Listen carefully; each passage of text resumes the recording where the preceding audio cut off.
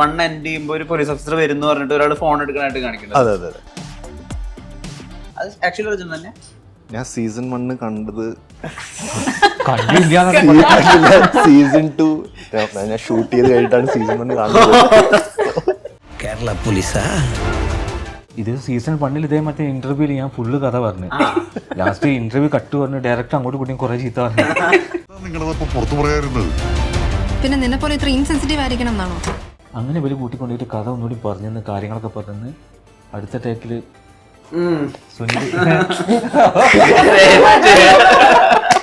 ആക്ടേഴ്സിലേക്ക് അങ്ങനത്തെ ഡയറക്ഷൻ അവർ കൊടുക്കും. ബിക്കോസ് ആ ഡയറക്ടർ ഹാസ് എ കോൺഫിഡൻസ്. നിങ്ങളുടെ ദിവസം കേട്ടോ.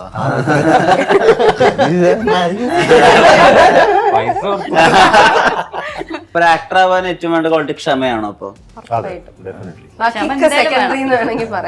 ഭയങ്കര ഒരു മറ്റേ മണിച്ചിത്രത്താഴിന്റെ അകത്ത് ശോഭന പ്രശ്നം ലാലേട്ടൻ ഇത് പറയുന്ന ഒരു വലിയൊരു സീനുണ്ടല്ലോ, അത് ഭയങ്കര അതിന്റെ പ്രോസസ്സും പരിപാടിയും എല്ലാം ഭയങ്കര രസമായിട്ടാണ് അതിന്റെ പുള്ളി പറയുന്നത് പരിപാടിയൊക്കെ. അപ്പൊ എന്നോട് പറഞ്ഞു നവാസ് എന്റെ ക്യാരക്ടർ അടിപൊളിയായിട്ടുണ്ട്.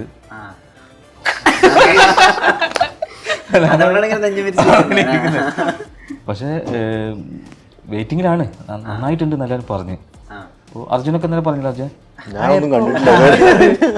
മേ ബി ഇതുവരെ വന്ന മലയാളത്തിലെ എല്ലാ സീരീസിനെയും വെച്ച് ഒരു പടി കൂടെ മുന്നിലുള്ളതായിരിക്കും എന്നാണ് എൻ്റെ ഒരു പേഴ്സണൽ വിശ്വാസം.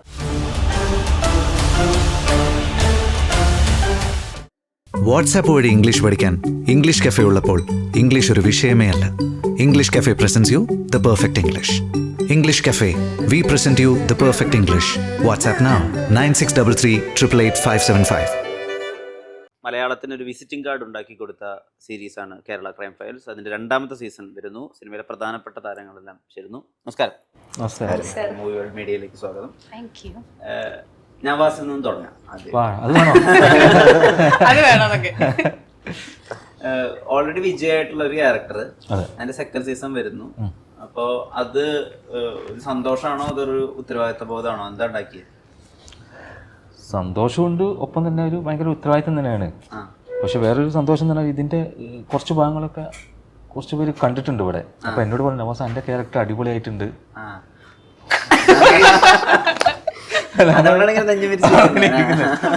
പക്ഷെ വെയിറ്റിംഗിലാണ്, നന്നായിട്ടുണ്ട് എന്നെല്ലാവരും പറഞ്ഞു.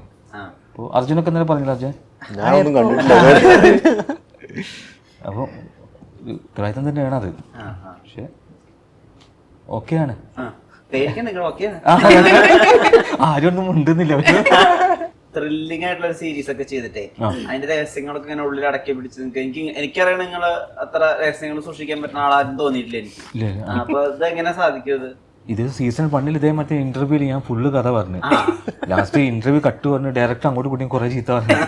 അത് ഞാൻ ഇവര് ചോദിക്കുമ്പോൾ നമുക്കറിയില്ല, നമ്മൾ കഥ അങ്ങനെ പറഞ്ഞു ലാസ്റ്റ് ക്ലൈമാക്സ് ഒക്കെ പറഞ്ഞു. അതുകൊണ്ട് ഒന്നും പറയില്ല. ഇപ്പൊ കുട്ടിയൊക്കെ ആയില്ലേ? ഫസ്റ്റ് കുട്ടി ജനിക്കണ. അതെ അതെ അതെ, അതെ അതെ, ഒരു മുതിർന്ന ഒരു പൗരനായി. മുതിർന്ന വരാൻ 65 വയസ്സാണല്ലോ. അങ്ങനെയുണ്ട്.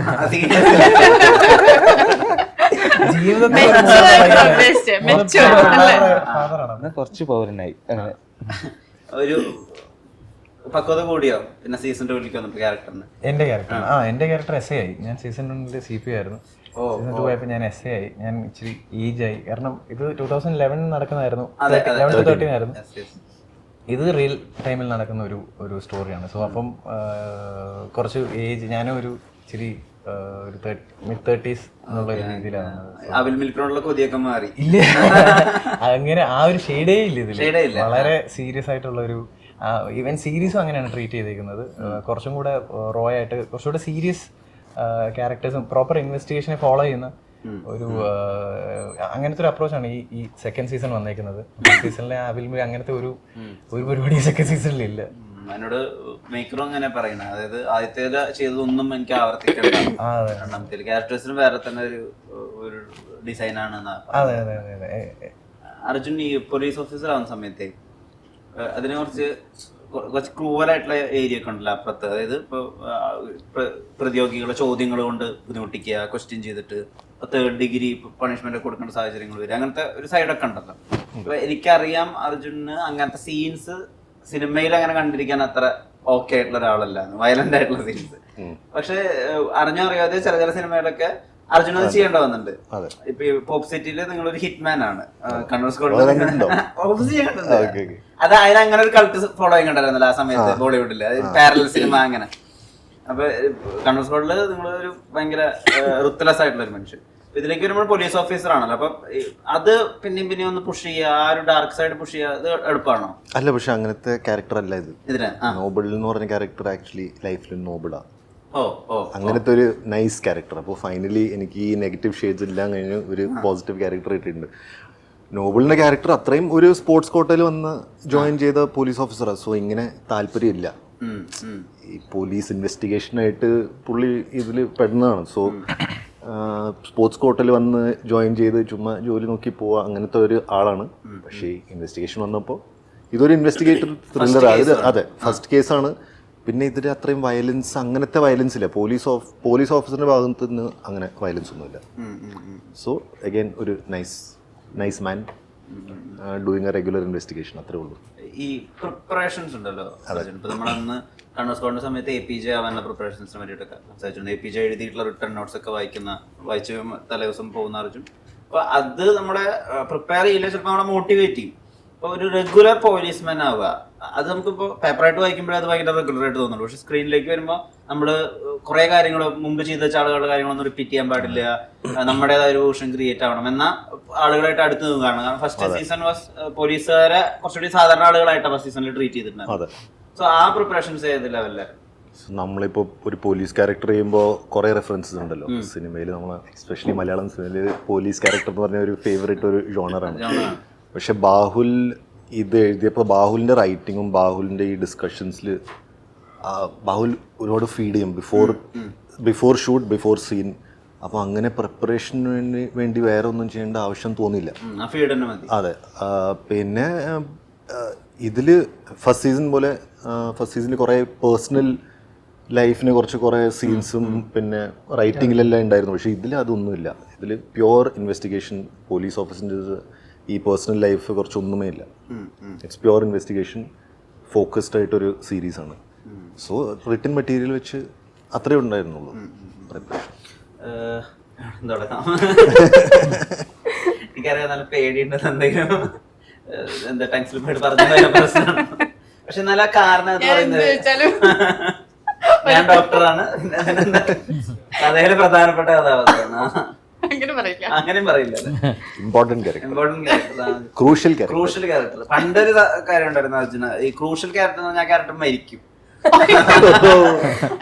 പണ്ട് അങ്ങനെ ആയിരുന്നല്ലോ. ഇപ്പൊ പണ്ടിപ്പോ ചില ആക്ടേഴ്സിന്റെ അനിയത്തിമാരൊക്കെ അധികം പടത്തിൽ മരിക്കും, ഈ അനിയത്തിയെ കൊണ്ടൊരു ബെഞ്ച് എടുക്കാനായിട്ടില്ല. അപ്പൊ ആ ക്യാരക്ടറിന് സിനിമയിലെ പ്രധാന കഥാപാത്രം ഒരു നായിക അല്ലാത്തൊരു ക്യാരക്ടർ ആയിട്ട് നമുക്കറിയാം, ആ ക്യാരക്ടർ മരിക്കും.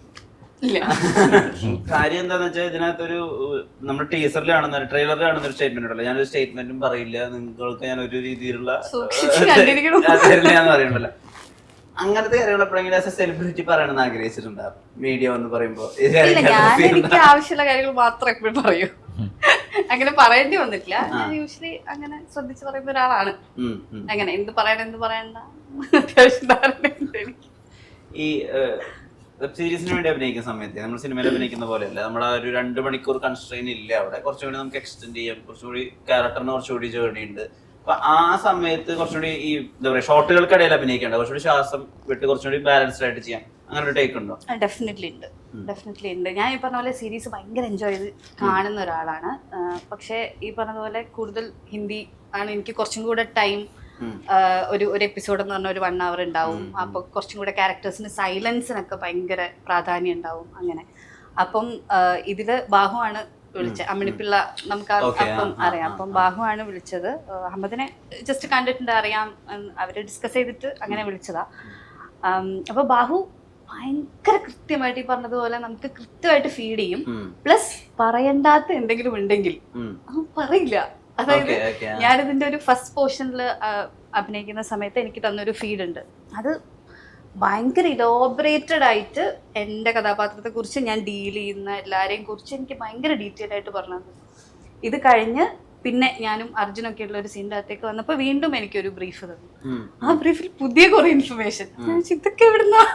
അതായത് അന്നേ ഒരു പക്ഷേ ഞാൻ വേണമെങ്കിൽ അറിഞ്ഞിരിക്കേണ്ടതായിരുന്നു, പക്ഷെ ആ സീനിന് അത് ആവശ്യമില്ല. പക്ഷെ ഈ സീൻ ചെയ്യുമ്പോൾ അത് ആവശ്യമുണ്ട്. അത്രയും ശ്രദ്ധിച്ച് ഓരോ കഥാപാത്രത്തിനെയും ബ്രീഫ് ചെയ്യുന്ന ഒരാളാണ്. ആൻഡ് ഇവരുടെ സെറ്റിലെ എനർജി ഭയങ്കര രസമാണ്. അഹമ്മദിന്റെ എന്താ പറയാ അസിസ്റ്റൻസും പിന്നെ സിനിമാറ്റോഗ്രാഫറും ഇവരെല്ലാവരുടെയും ഒരു എനർജി. എനിക്ക് തോന്നുന്നു അവിടെ ഒരു വാക്തർക്കം ഉണ്ടായിരുന്നു. അർജുൻ വന്നിട്ട് പറയായിരുന്നു തൊട്ട് മുന്നേ ഒരു വെബ് സീരീസ് ചെയ്തു, അപ്പോ ആ വെബ് സീരീസിൽ ഭയങ്കര നല്ല എനർജി ആയിരുന്നു. അപ്പൊ ഇത് മോശമാണല്ലേ, ഇവര് തമ്മിലൊരു തർക്കമുണ്ടായിരുന്നു. പക്ഷെ എനിക്ക് I just wanted to go back, അങ്ങനെ തോന്നുന്ന ഒരു സെറ്റ് ആയിരുന്നു. ഭയങ്കര ഇൻട്രസ്റ്റിംഗ് ആയിട്ടുള്ള ഒരു സീരീസ് ആയിരിക്കും എന്നാണ് ഞാൻ വിചാരിക്കുന്നത്. മേ ബി ഇതുവരെ വന്ന മലയാളത്തിലെ എല്ലാ സീരീസിനെയും വെച്ച് ഒരു പടി കൂടെ മുന്നിലുള്ളതായിരിക്കും എന്നാണ് എൻ്റെ ഒരു പേഴ്സണൽ വിശ്വാസം. ഞാൻ കേട്ടിടത്തോളം, ഇതിലും ഞാൻ അറിയാത്ത ഒരുപാട് കഥകളുണ്ടെന്ന് എനിക്ക് ഉറപ്പാണ്. ബട്ട് സ്റ്റിൽ നൂറിൻ, നമ്മൾ ഇതുവരെ ഇൻസ്റ്റാഗ്രാമിൽ കണ്ടിട്ടുള്ള നൂറിൻ അല്ലെങ്കിൽ അല്ലാത്ത പൊതുയിടങ്ങളിൽ കണ്ടിട്ടുള്ള നൂറിനെ അല്ലാത്തൊരു ക്യാരക്ടറായിട്ട് കാണാൻ പറ്റും സീരീസിനകത്ത്. അങ്ങനെ എനിക്ക് തോന്നി. ആ ഒരു സാധ്യത ഉണ്ടോ ഈ വെബ് സീരീസിൽ? അല്ല, ഇതിനകത്ത് എന്റെ ലുക്ക് വൈസ് ആണെങ്കിലും ചേഞ്ച് ഉണ്ട്. ഇപ്പം ഈ പറഞ്ഞ ഞാനൊരു എന്നെ കൂടുതൽ ആൾ കണ്ടുള്ള ഇൻസ്റ്റാഗ്രാമിൽ ഞാൻ റീലിടുന്ന ആയിക്കോട്ടെ, അല്ലെങ്കിൽ എപ്പോഴും സോഷ്യൽ മീഡിയയിലാണ് എപ്പോഴും ഞാൻ ചിരിച്ചിട്ടാന്ന് പറയുന്നത്. അപ്പം അതെന്ന് വെച്ചാൽ എൻ്റെ ഫസ്റ്റ് സിനിമ കഴിഞ്ഞ് അല്ലെങ്കിൽ ഞാൻ പ്രോപ്പറായിട്ട് നമ്മൾ വിചാരിച്ച ഒരു ലാൻഡിങ് വരുന്നതിന് പകരം സോഷ്യൽ മീഡിയയിലായിപ്പോയി. പക്ഷെ അതിൽ ഞാൻ ബെസ്റ്റ് ആക്കാൻ നോക്കിയിട്ടുണ്ട്. അപ്പോൾ ഇവിടെ വന്നപ്പോൾ എനിക്ക് ഭയങ്കര എക്സൈറ്റിംഗ് ആണ്. അത് എന്നെ വേറെ രീതിയിലാണ് കാണാൻ പോകുന്നതെന്നുള്ളത്. കാരണം ഇപ്പം ഈ ഇത് കണ്ടപ്പോൾ പോലും പലർക്കും എന്നെ മനസ്സിലായില്ല. ഫസ്റ്റ് ഓഫ് ഓൾ രണ്ടാമതൊക്കെ കണ്ട ആളുള്ളത് ഞാൻ തന്നെയാണോ എന്നുള്ളത്. പിന്നെ എനിക്കിത് ചെയ്ത് കഴിഞ്ഞപ്പോൾ എനിക്ക് ഭയങ്കര ഒരു ഫീലിംഗ് ആയിരുന്നു, ഓക്കെ ഞാൻ ഇതുവരെ എന്തെങ്കിലുമൊക്കെ ചെയ്യുന്നതിനേക്കാൾ എന്തെങ്കിലും ഡിഫറെൻ്റ് ആയിട്ട് ഇതിനകത്ത് ഉണ്ട്, അല്ലെങ്കിൽ എനിക്ക് എന്തെങ്കിലും ചെയ്യാൻ പറ്റിയിട്ടുണ്ട് എന്നൊരു ഫീലിംഗ് ഭയങ്കരമായിട്ട് തോന്നിയിട്ടുണ്ട്. ഇപ്പം ക്യാരക്ടറിലായിക്കോട്ടെ അല്ലെങ്കിൽ എൻ്റെ ലുക്ക് വൈസ് ആയിക്കോട്ടെ, എവറിത്തിങ് ഞാൻ എന്താണോ ഇതുവരെ അതിൽ നിന്ന് കുറച്ച് വ്യത്യാസമുണ്ട്. അത് ഇപ്പം ഒരു ചെറിയ സംഭവമാണെങ്കിൽ ചെറിയ സംഭവം അതിൽ, പക്ഷെ അത് എവിഡന്റ് ആണ് കാണാനുള്ളത്. ഞാനും ഇൻസെൻസിറ്റീവ് ആവണോ നിന്റെ പോലെ എന്നുള്ള ഡയലോഗ് അങ്ങനെ ഒരു ഇമോഷണലി ഒരു പഞ്ചൊക്കെ പറയുന്ന നൂറിനെ ആലോചിച്ചിട്ടുണ്ടായിരുന്നു എപ്പോഴെങ്കിലും? അല്ല, ഞാൻ കുറച്ച് ഇമോഷണൽ, ഞാൻ കുറച്ച് സെൻസിറ്റീവ് ആയിട്ടുള്ള ഒരാളാണ്. അപ്പോൾ അത് ഇപ്പം സഞ്ജയ്, ഞാൻ എൻ്റെ ക്ലോസ് സർക്കിളിലുള്ള ആളുകൾക്ക് അത് അറിയാം. അപ്പം എന്നെ കൊണ്ട് ഭയങ്കര വലിയ സംഭവങ്ങൾ ചെയ്യുന്ന എനിക്കും തോന്നിയില്ല. ഫസ്റ്റ് അതിന് ശേഷം എനിക്ക് മനസ്സിലാക്കുക ഞാൻ കുറച്ച് ഒരു പോയിന്റിലേക്ക് ഇങ്ങനെ സംസാരിക്കുന്ന കുറച്ച് സ്ട്രോങ് ആയിട്ടുള്ള ആളാണെന്ന് എനിക്കും തോന്നിയിട്ടുണ്ട്. ലൈഫിലേക്ക് അങ്ങനത്തെ ഒരു സിറ്റുവേഷൻ വന്നിട്ടില്ല. കുറച്ചങ്ങനെയാണ്. എപ്പോഴും വിചാരിക്കുക ഞാൻ ഈ കൂട്ടത്തിൽ തന്നെ സത്യം പറഞ്ഞാൽ ഏറ്റവും അധികം ഇൻസ്റ്റാഗ്രാം ഫോളോവേഴ്സ് ഉള്ള ആള് നൂറിനായിരിക്കും. അപ്പൊ നമ്മള് കാണുമ്പോഴും അല്ലെങ്കിൽ നമ്മുടെ ഒരു തോട്ട് പ്രോസസ് ആയിരിക്കും ഇത്ര അധികം ഫോളോവേഴ്സ്, ഇത്ര അധികം ആളുകൾ അറിയുന്ന ഒരാൾ, അയാൾക്ക് കുറെ സിനിമകൾ കിട്ടേണ്ടതല്ലേ എന്നാണ് നമ്മൾ വിചാരിക്കുക. കാരണം അയാളുടെ ഒരു ഇൻഫ്ലുവൻസ് വെച്ചിട്ട്. പക്ഷെ അങ്ങനെ നൂറിൻ സിനിമകൾ ചെയ്യുന്നില്ല. അത് നൂറിൻ വേണ്ടെന്ന് വെച്ചിട്ടാണോ അതോ സിനിമകൾ വരാത്തതുകൊണ്ടാണോ ശരിക്കും? ഇതിന്റെ സത്യാവസ്ഥ എന്താ? ഞാൻ വിചാരിച്ച നല്ല സിനിമകൾ വന്നിട്ടില്ല. പിന്നെ വന്നതൊന്നും ഞാൻ പ്രതീക്ഷിച്ച പോലെയല്ല. പിന്നെ നമ്മൾ ഈ പറയുന്ന ഇൻസ്റ്റഗ്രാം ആയിക്കോട്ടെ, യൂട്യൂബ് ആയിക്കോട്ടെ, അതിനകത്തുള്ള ഓഡിയൻസ് സെപ്പറേറ്റ് ആണ്. നമ്മുടെ കണ്ട് നമ്മൾ അഭിനയിച്ചത് വെച്ച് നമ്മളെ കാണാൻ വേണ്ടി ഒരാൾ പൈസ എടുത്ത് തിയേറ്ററിൽ വരിക, അല്ലെങ്കിൽ ഒരു സീരീസിൽ ഇന്ന ആളെ നമ്മൾ കാസ്റ്റ് ചെയ്താൽ ഇവർക്ക് വേണ്ടിയിട്ട് ഒരു ഓഡിയൻസ് ഉണ്ട് എന്നുള്ളതും ഇവിടെ ഉള്ള ഓഡിയൻസും സെപ്പറേറ്റ് ആണ്. അതൊരിക്കലും സിനിമയിലേക്ക് വളരെ ചെറിയ പെർസെന്റേജ് കൺവേർട്ട് ആവുന്ന എനിക്ക് ഫീൽ ചെയ്തില്ല എൻ്റെ കാര്യത്തില്.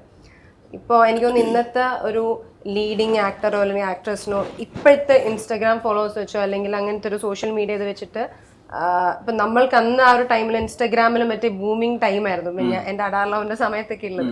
അപ്പൊ അന്ന് പെട്ടെന്ന് എത്ര മില്യൺസ് ആവുന്നതും ഇന്നൊരാൾക്ക് കയറുന്നതും ഭയങ്കര സ്ലോ ആയിട്ടാണ്. പക്ഷേ നമ്മളെക്കാളും ചിലപ്പം ഓഡിയൻസിനെ തിയേറ്ററിലേക്ക് പുള്ളി ചെയ്യാൻ അവർക്ക് പറ്റുന്നുണ്ടായിരിക്കാം, അവർക്ക് കിട്ടുന്ന ഓപ്പർച്യൂണിറ്റി വലുതായിരിക്കും. ഇത് രണ്ടും രണ്ടായിട്ടാണ് ഞാൻ കാണുന്നത്. പിന്നെ ഈ പറഞ്ഞ കണക്ക് ഞാൻ പ്രതീക്ഷിച്ച രീതിയിൽ എനിക്കും ലാൻഡ് ആവാൻ പറ്റിയില്ല. അപ്പൊ അതുകൊണ്ട് ബെസ്റ്റ് പ്രോജക്ട്സ് എനിക്കും ഭാഗമാവാൻ സാധിച്ചിട്ടില്ല. അപ്പം അങ്ങനെ കറങ്ങിത്തിരിഞ്ഞ് അറ്റ് ലാസ്റ്റ് എനിക്ക് തോന്നുന്നു കേരള ക്രൈം ഫയൽസിൽ എത്തി. സോ ഇനി അങ്ങോട്ട് ഐ ഹോപ്പ് ഇത് ലൈക്ക് ആൾക്ക് കണ്ട് ഓക്കെ ഈ നൂറിൻ കൊള്ളാം, അല്ലെങ്കിൽ ഇങ്ങനെ ഒരു സമയം നൂറിനെ കൊണ്ട് ചെയ്യാൻ പറ്റും, ഇങ്ങനെ നമുക്ക് ട്രാൻസ്ഫോം ചെയ്യാം പുള്ളിക്കാരത്തിൽ നിന്ന് തോന്നി വരികയാണെങ്കിൽ നമുക്ക് വേണമെങ്കിൽ ഈ ഇൻസ്റ്റാഗ്രാം ആളുകളെ തിയേറ്ററിലേക്ക് എത്തിക്കുന്നതിനെ പറ്റി ട്രൈ ചെയ്യാവുന്നതാണ്. അർജുൻ ഇതിന്റെ ക്യാരക്ടറിന്റെ പ്രത്യേകത അയാളുടെ ഫസ്റ്റ് കേസ് ആണ്. അതും മിസ്സിംഗ് ആയി പോകുന്നത് CP അമ്പിളി രാജുവാണ്. അതായത് ആളുടെ സ്റ്റേഷനിൽ തന്നെയുള്ള ഒരു പോലീസ് ഓഫീസറാണ്. സോ അത് ഭയങ്കര ടഫാണ്. ആദ്യം തന്നെ ഒരു വലിയ ടാസ്ക് കിട്ടിയ പോലത്തെ ഒരു അവസ്ഥയുണ്ട്. അപ്പം ഇത് ക്യാരക്ടറിന്റെ ബോഡി ലാംഗ്വേജിലേക്ക് കൊണ്ടുവരണം. ഇത് അയാൾ ഡീൽ ചെയ്യുന്ന പ്രശ്നങ്ങളിലേക്ക്, അത് അയാളുടെ മൊത്തത്തിലുള്ള ഡയലോഗ് ഡെലിവറിയിലൊക്കെ ആ ഒരു ഭയം ഉണ്ടാവില്ല. കാരണം ആദ്യമായിട്ട് വരുന്നൊരു ടാസ്ക്, അത് ഇത്രയും വലിയ ടാസ്ക്. സോ അതിന് അർജുൻ എന്താ ചെയ്തിരുന്നത്? അതിന് വേണ്ടിയിട്ടുള്ള ബേസിക്കലി അഹമ്മദ് എല്ലായിടത്തും പറഞ്ഞത് ഇത് നമ്മൾ ഈ സ്ഥിരമായിട്ട് ഒരു പോലീസ് ഓഫീസർ ജോണറിൽ സിനിമ കാണുമ്പോൾ ഒരു ഡയലോഗ് ഡെലിവറി പിന്നെ ഒരു ബോഡി ലാംഗ്വേജ് അതിന് മാറി നിന്നാണ് ഇത് ചെയ്യാൻ പറഞ്ഞത്.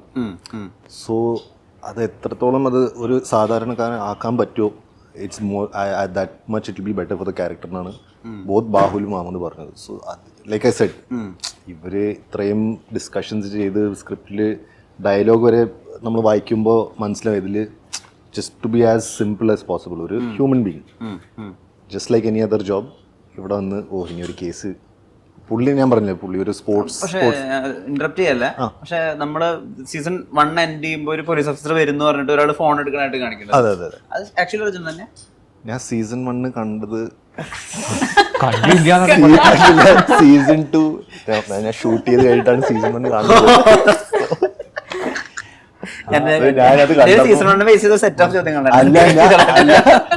ഞാനിപ്പോ സീസൺ 1 കണ്ടപ്പോ ഞാൻ ലാസ്റ്റ് ഷോട്ട് കണ്ടപ്പോൾ ഞാൻ ചോദിച്ചു, അയ്യോ ഇതിന്റെ ബോഡി ലാംഗ്വേജ് എന്നെ പോലെയാണല്ലോ.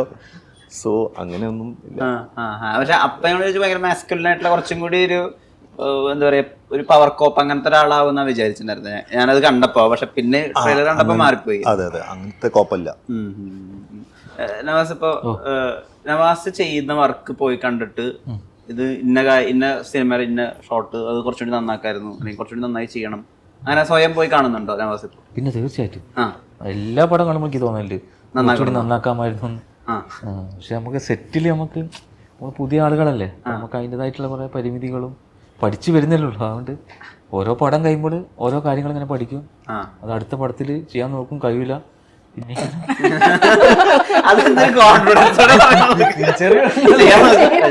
ഇവനെ പോലെയുള്ള ആളുകളല്ലേ ഉള്ളത്. ഡയലോഗ് തെറ്റിക്കുക, മാനസികമായിട്ട് നമ്മളെ അതൊക്കെയാണ് എന്റെ പരിപാടി. ഒരാൾ വളരുന്ന ഇഷ്ടമല്ല വിളിക്കുന്നത്, പക്ഷെ കഴിവുള്ളവർ കയറിപ്പോകും. അത് കഴിവുള്ളവരുടെ അയ്യോ അവരെ കൂടെ നമ്മളെ ടീമുണ്ട് മലബാർ ബെൽറ്റ്. ഉണ്ടല്ലേ കൂടിയ പാട് കൂടിയ. അപ്പം നോക്കും, നന്നായി ചെയ്യാൻ ശ്രമിക്കുന്നുണ്ട്. നിങ്ങളാരും സീരിയസ് ആക്കി എടുക്കണില്ല KCF പോലെ? പിന്നെ നിങ്ങളെ ഒരു ആക്ടർ എന്നുള്ള രീതിയിൽ കാര്യമായിട്ട് എടുക്കണില്ല? അങ്ങനെ ഒരു പരാതി അങ്ങനെയൊന്നുമില്ല, അങ്ങനെ എടുത്തിട്ടില്ല. നമുക്ക് നല്ല ഹോട്ടലും ഫുഡൊക്കെ തരുന്നത്. പിന്നെ അങ്ങനെ ചോദ്യം കാനുള്ള വേഷങ്ങള്, കാനുള്ള വേഷം ഇപ്പൊ കണ്ണൂർ സ്കോഡിലെ വില്ലൻ അങ്ങനെയൊക്കെ അങ്ങനെയൊക്കെ തരുമായിരിക്കും. അത് അങ്ങനെയല്ല, ഇപ്പൊ അങ്ങനത്തെ വേഷങ്ങൾ തരുമായിരിക്കും. ഇപ്പൊ ഓരോന്ന് ഇപ്പൊ അഭിലാഷം ഭയങ്കര സപ്പോർട്ട് ചെയ്യുന്നത് അല്ല, എന്നോട് പറഞ്ഞ ഉള്ളതാണോ അറിയത്തില്ല. ഇങ്ങോട്ട് വന്നപ്പോ വന്ദേ ഭാരതിലെ വന്നത് എല്ലാരും സംസാരിക്കുമായിരുന്നു അഭിലാഷിന്റെ കാര്യം എന്നൊക്കെ. അതൊക്കെ ഞാൻ തള്ളിയതാ. അപ്പൊ ഇല്ല കേട്ടോ, ചോദിച്ചോക്കെ. പണ്ട് ഈ വണ്ടി സ്റ്റേജിലൊക്കെ ഉണ്ടാകുന്ന സമയത്ത് ഇപ്പൊ ആ ഡയലോഗ് നമ്മൾ പറഞ്ഞു തീർക്കണം, എന്നിട്ട് അപ്പൊ കൈയടി കിട്ടണം. അതാണല്ലോ നമ്മുടെ മെയിൻ ഏരിയ. സിനിമയുടെ അകത്തെന്ന് വെച്ചാൽ ആ ഡയലോഗിന് ഇപ്പൊ എവിടെ പോസ് ചെയ്യണം അല്ലെങ്കിൽ എവിടെ ആ ഡയലോഗ് എങ്ങനെ പ്രസന്റ് ചെയ്യണം എന്നൊക്കെയുള്ളതൊക്കെ ചിലപ്പോ ആ രീതിയിലല്ലാന്ന് തന്നെ നമുക്ക് മനസ്സിലാവുക. ചിലപ്പോ അത് എഡിറ്റ് ചെയ്ത് വന്നു കഴിഞ്ഞിട്ട്. അപ്പൊ ഇതെങ്ങനെ പിന്നെ അടുത്തൊരു സിനിമയില് നവാസ് കറക്റ്റ് ചെയ്യാ? പറഞ്ഞ പോലെ തന്നെ സെറ്റിൽ ചില ഇതൊക്കെ പറയുമ്പോഴേ ഡയലോഗ് ഭയങ്കര ചിരിയായിരിക്കും. അപ്പൊ തിയേറ്ററിൽ ഞാനത് വെയിറ്റ് ചെയ്തിരിക്കും. അപ്പൊ മൊത്തത്തിലൊരു ചിരി ഉണ്ടാവും വിചാരിച്ചിട്ട് ഒരാളും ചിരിക്കില്ല. അപ്പോഴാണ് മനസ്സിലായത്. നവാസിക എന്നോട് ഈയിടെ ഒരു പടം ചെയ്തത്, നവാസിക ഫസ്റ്റ് ചെയ്തോണ്ടിരുന്ന നവാസിക പറഞ്ഞു എൻ്റെ ഒരു പരിപാടി വരുന്നുണ്ട്. പടം ഞാൻ പറയുന്നില്ല, പരിപാടി വരുന്നുണ്ട്, അതിൽ ഞാൻ അടിച്ച നമ്പറിന് ചിരി കിട്ടും, നീ കണ്ടു പഠിച്ചോളാം പറഞ്ഞു. ഞാൻ തിയേറ്ററിൽ പോയിരിക്കും. ആ സീൻ കഴിഞ്ഞ് ഒരു ഇല പോലും അനങ്ങുന്നില്ല. ഞാൻ ഇവിടെ വിളിച്ചു നല്ല ചിരി. അതിനിപ്പോ ഇവിടെ പറഞ്ഞു ഞാൻ ഓൾറെഡി പറയുന്നുണ്ട്. അപ്പോ ഇപ്പൊ എനിക്ക് മനസ്സിലായി കുറച്ച് നമുക്ക് ചില കാര്യം ഞാൻ പറഞ്ഞല്ലേ ഓരോന്ന് പഠിക്കുകയാണല്ലോ. അപ്പൊ ഇപ്പൊ ഇങ്ങനെ ഓരോ പടങ്ങൾ വരുമ്പോ ഞാൻ നോക്കും എവിടെയൊക്കെ എങ്ങനെ പറയണം ഇതാക്കണം. ആ ഒരു മാറ്റങ്ങൾക്ക് ഇതിൽ മനസ്സിലാവും. ഇനി വരുന്ന വർക്കുകളിലൊക്കെ നല്ല ചേഞ്ച് വരുത്തിയിട്ടുണ്ട്.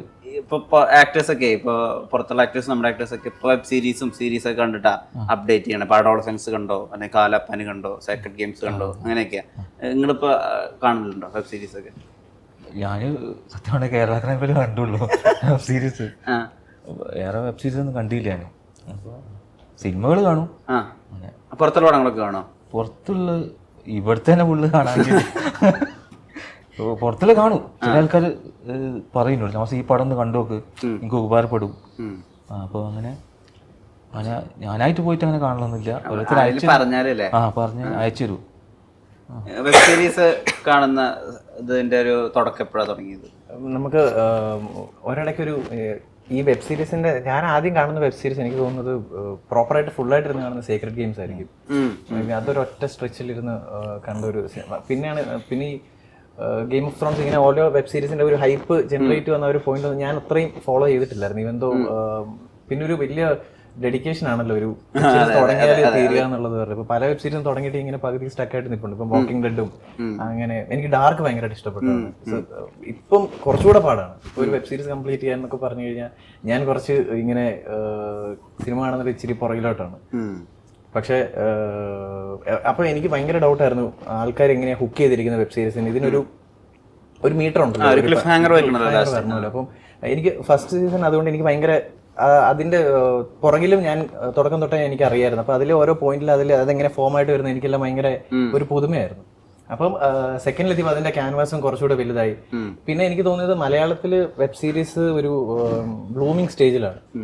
ഇപ്പം കേരള ക്രൈം ഫയൽസ് കുറച്ചും കൂടെ അതിനെ വലുതാക്കുമെന്ന് വിചാരിക്കുന്നു. അപ്പൊ ഇപ്പം കറക്റ്റ് ഒരു ഹാഫ് ആൻ അവർ 6 എപ്പിസോഡ്സ് വെച്ചിട്ടാണ് ഇപ്പൊ കേരള ക്രൈം ഫയൽസ് ഇപ്പം ഇറങ്ങിയ ഹോട്ട്സ്റ്റാറിന്റെ വെബ് സീരീസ് എല്ലാം ആ ഒരു മീറ്റർ പിടിച്ചിരിക്കുന്നത്. എനിക്ക് തോന്നുന്നത് അത് ഭയങ്കര നല്ലതാണ്. കുറച്ചുകൂടെ ആൾക്കാരെ അതിലേക്ക് ഇൻ ചെയ്യിക്കാനും കുറച്ചും കൂടെ വലിയ സീരീസിന് വരത്തുള്ളൂ, കുറച്ചുകൂടെ ഓപ്പർച്യൂണിറ്റീസ് ക്രിയേറ്റ് ചെയ്യത്തുള്ളൂ.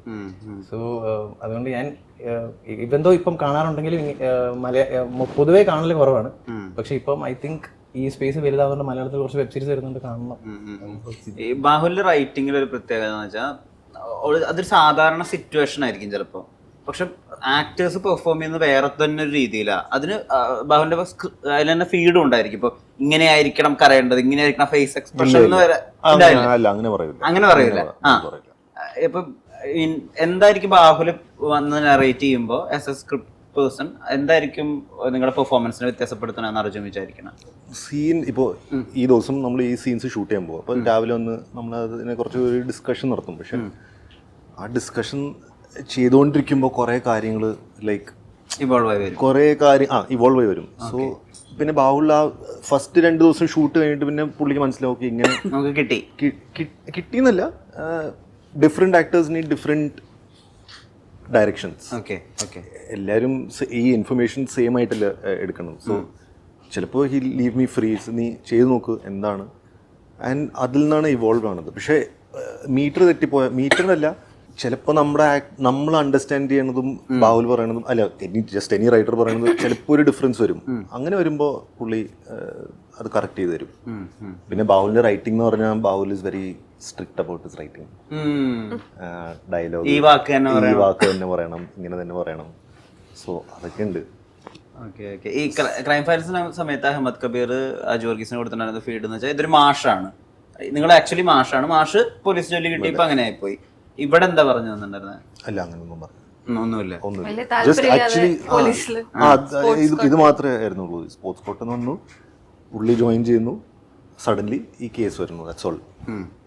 കേസിന് വേണ്ടി പോയി സ്ട്രഗിൾ ചെയ്ത് എനിക്കിത് ചെയ്ത് ഒരു പ്രൊമോഷൻ കിട്ടണോ ഒരു മൂവി അങ്ങനത്തെ ഒരു ആംബിഷൻ ഒന്നും ഇല്ല ഈ ക്യാരക്ടറിന്. ഇപ്പം നമ്മൾ ആക്ടേഴ്സ് എന്നുള്ള രീതിയിൽ പ്രിപ്പറേഷനെ പറ്റിയിട്ടൊക്കെ ആളുകളോട് പറയാനുണ്ട്. ഞാൻ അർജുനോട് ഓൾറെഡി ചോദിച്ചു. ഇപ്പോൾ ആക്ടേഴ്സ് ആ കഥാപാത്രത്തെ കൈ കിട്ടി കഴിഞ്ഞാൽ ബാക്ക് സ്റ്റോറി എഴുതുക, അത് ഇപ്പോൾ കഥയിൽ അതിന് പ്രത്യേകിച്ച് ഇമ്പോർട്ടൻസ് ഒന്നും ഉണ്ടാവില്ല, സീനൊന്നും ഉണ്ടാവില്ല, എന്നാലും അതിനെ മൊത്തമായിട്ട് എഴുതുക, അങ്ങനെ സ്വയം പ്രിപ്പയർ ചെയ്യുക. ഇപ്പം നവാസുദ്ദീൻ സിദ്ദിഖൊക്കെ ഗാങ്സ് ഓഫ് വസൈപൂർ ചെയ്യുന്ന സമയത്ത് അങ്ങനത്തെ ഒരു ഗ്രാമത്തിൽ പോയി ജീവിക്കുക ഒക്കെ ചെയ്തിട്ടുണ്ട്. അങ്ങനെ ഒരു ക്യാരക്ടറിന് വേണ്ടി പ്രിപ്പയർ ചെയ്യുക ആഗ്രഹങ്ങൾ അല്ലെങ്കിൽ അങ്ങനത്തെ റോൾസ് വരുന്നുണ്ടോ? കേരള ക്രൈം ഫയൽസ് ഫസ്റ്റ് വന്ന സമയത്ത് എൻ്റെ ഗ്രാൻഡ് ഫാദർ പോലീസിലുണ്ട്. പക്ഷെ എന്നാലും നമുക്കൊരു പോലീസ് സ്റ്റേഷന്റെ അകത്തെ പരിപാടികളോ അങ്ങനെ നമ്മൾ ഇതുവരെ നമുക്ക് ആർക്കും അങ്ങനെ പരിചയം കാണത്തില്ലായിരിക്കും. ഞാനപ്പം അഹമ്മദിക്ക വഴി സെൻട്രൽ പോലീസ് സ്റ്റേഷനിൽ പോയിട്ട് 2-3 ദിവസം അവിടെ ഉണ്ടായിരുന്നു. കുറച്ച് ദിവസം അവിടെ സ്പെൻഡ് ചെയ്തായിരുന്നു. അവിടുത്തെ കാരണം ഇവരുടെ അകത്ത് എങ്ങനെയാണെന്നുള്ളത് ഇവരുടെ പെരുമാറുന്നു. ഞാൻ ഷിൻസേട്ടനുണ്ട്. ഞങ്ങൾ അവിടെ പോയി. അപ്പൊ ആ ഒരു നമ്മൾ അവിടുത്തെ പോലീസുകാരോട് ഞാൻ കുറച്ച് ദിവസമൊക്കെ കറങ്ങിയായിരുന്നു. അപ്പൊ നമുക്കൊരു പരിപാടി മനസ്സിലായിരുന്നു ആ ഒരു സമയത്ത്. ഇവരുടെ അകത്ത് ഇവരുടെ കോൺഫ്ലിക്റ്റും ഇവരുടെ ഇതിലെന്താ ഇവരുടെ പ്രശ്നങ്ങളൊക്കെ ഇവർ നമ്മളോട് സംസാരിച്ചായിരുന്നു.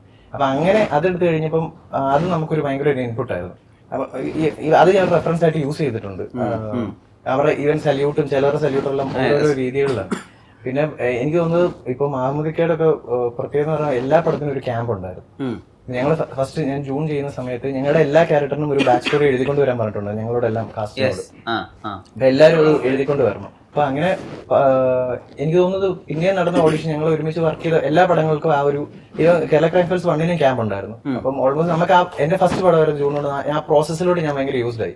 അപ്പൊ എനിക്ക് കിട്ടുന്ന എന്തെങ്കിലും ഉണ്ടെങ്കിൽ ഞാനൊരു തിങ്ക് ചെയ്യും ഇതിന്റെ എന്തെങ്കിലും ഒരു ബാക്ക് സ്റ്റോറി ഇയാളുടെ എങ്ങനെയായിരിക്കും എന്നുള്ളത് നമ്മളൊന്ന് ചിന്തിച്ചു വെക്കും. കാരണം എന്തെങ്കിലും ചെയ്യുന്ന സമയത്ത് നമുക്കൊരു ഡൗട്ട് ഉണ്ടെങ്കിൽ നമ്മൾ അതിലോട്ട് ഫോൾ ബാക്ക് ചെയ്യാനായിട്ട്.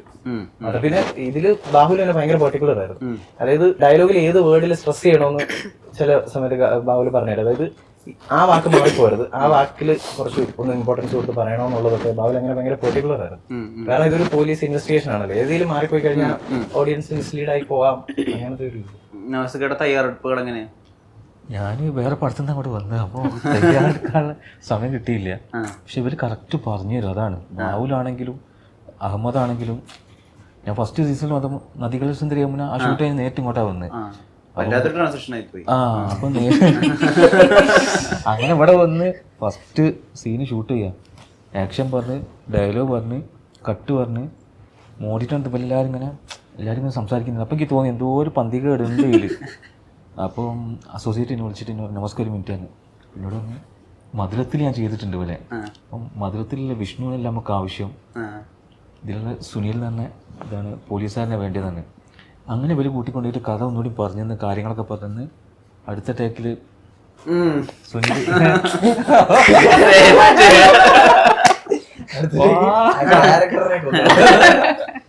അങ്ങനെ ചെറുത്ത് ഇങ്ങനെ പിടിച്ചു പോകും. അതിന്റെ ആവശ്യമില്ല, സെറ്റാണ്. പക്ഷെ നമ്മൾ ചില റോൾസിന് വേണ്ടി കുറെ പ്രിപ്പറേഷന്റെ ആവശ്യം ചിലപ്പോൾ വരും. Because it will be very far away from who you are S A person. പക്ഷെ ഇതില് ആക്ച്വലി ബാഹുലും അമ്മ പറഞ്ഞ അതിന്റെ ആവശ്യമില്ല. ഈ സ്ക്രിപ്റ്റ് എടുത്തിട്ടുണ്ട്. അതെ, അതിന്റെ ആവശ്യം. ഈ വെറുതെ ഇപ്പൊ ഒരു സിനിമ ഇല്ലാത്തൊരു സ്പേസ് ഉണ്ടെന്ന് വിചാരിച്ചോ, നമ്മൾ സിനിമകളൊന്നും ചെയ്യുന്നില്ല, ആ സ്പേസിൽ ആക്ടേഴ്സ് പ്രിപ്പയർ ചെയ്യും? ചെയ്യാവുന്നതാണ് വെപ്പ്. എനിക്ക് ശരിക്കും ആൾക്കാർ ഇന്റർവ്യൂ കേൾക്കാൻ ഭയങ്കര ഇഷ്ടമാണ്. വലിയ ആക്ടേഴ്സ് സംസാരിക്കുന്ന അവരുടെ പ്രോസസ് എങ്ങനെയാണ് എന്നൊക്കെ അറിയാൻ വേണ്ടി ഭയങ്കര ഇഷ്ടം. ഞാൻ എന്നിട്ട് ഇതൊക്കെ ഇങ്ങനെ നോക്കും. ഇപ്പൊ ഈ പറഞ്ഞ പോലെ ഇങ്ങനെ എന്താണ് 5Ws ഉണ്ട് ഒരു ക്യാരക്ടർ. അപ്പൊ അതൊക്കെ ഇങ്ങനെ ചുമ്മാ ഇങ്ങനെ ഉണ്ടല്ലേ, ജസ്റ്റ് ഇൻഫർമേഷൻ ആണ്. അത് ഞാൻ യൂസ് ചെയ്യുമെന്ന് പറഞ്ഞാൽ എനിക്ക് ആസ് ഇൻ മലയാളത്തിൽ അങ്ങനെ ഒരു ടൈം പീരിയഡ് ഒന്നും അങ്ങനെ യൂഷ്വലി കിട്ടില്ല. പിന്നെ അല്ലാതെ ഇപ്പൊ നമ്മൾ ഒരു ക്യാരക്ടർ ചെയ്യുമ്പോൾ ചിലപ്പം നമ്മളിങ്ങനെ ആലോചിക്കുമ്പോൾ ഇത് എന്തായിരിക്കും ഇങ്ങനെ ചെയ്യുന്ന, അല്ലെങ്കിൽ അങ്ങനെ ആലോചിക്കുമ്പോൾ ചിലപ്പോൾ നമുക്ക് ഇതൊക്കെ ചിലപ്പോൾ ഹെൽപ്ഫുൾ ആവും.